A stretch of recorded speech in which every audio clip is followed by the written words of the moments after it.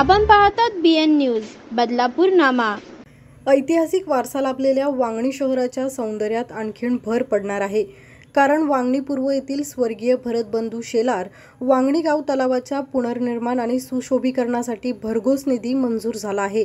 आमदार किसन कथोरे यांच्या माध्यमातून तलावाच्या सुशोभीकरणासाठी 2,75,00,000 रुपयांचा निधी मंजूर करण्यात आलाय। या निधीच्या साहाय्याने तलावाची खोली वाढवून त्याचं पुनर्निर्माण केलं जाणार आहे। या तलावाच्या मध्यभागी कारंजा देखील लावण्यात येणार असून छत्रपती शिवाजी महाराजांची प्रतिकृती उभारण्यात येणार आहे। या परिसरात सुसज्ज वाचनालय उभारून नागरिकांना वाचनाची सोय उपलब्ध करून देण्यात येणार आहे। तलावाच्या परिसराची सुरक्षा आणि देखरेखीसाठी परिसरात CCTV कॅमेरे लावून एक सुरक्षा रक्षक नियुक्त करण्यात येणार असल्याची माहिती ग्रामपंचायत सदस्य गीतांजली शेलार यांनी दिली आहे। नैसर्गिक संसाधनांचं जतन करणं हे प्रामुख्याने आपल्या प्रत्येक नागरिकाची जबाबदारी आणि कर्तव्य आहे।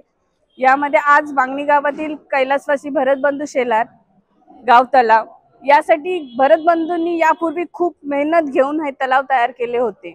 आज दिनांक 24 सप्टेंबर 2024 रोजी कार्यसम्राट आमदार श्री किसनजी कथोरे साहेब यांच्या मार्गदर्शनाखाली आज त्यांनी आम्हाला त्यांच्या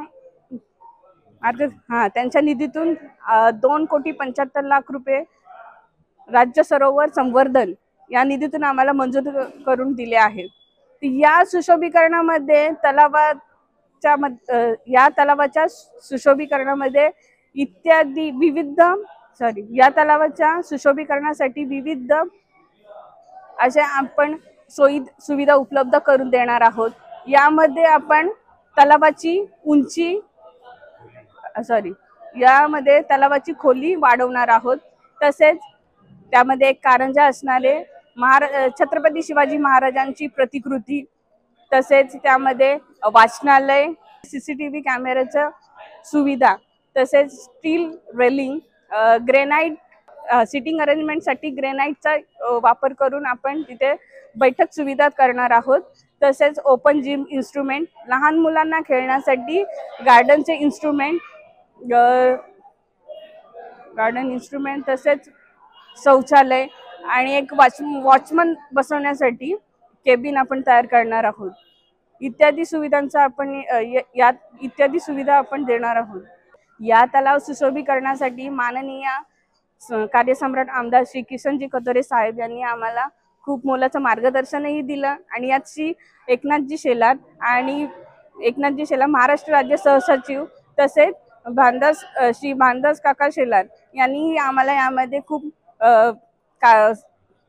मार्गदर्शन दिलं। त्यामध्ये आम्हाला या तिघांनी आम्हाला या कार्यामध्ये खूप मदत केली। तसेच आमदार साहेबांनी आम्हाला 2,75,00,000चा निधी दिला, त्यामुळे मी त्यांचे खूप खूप आभार मानते।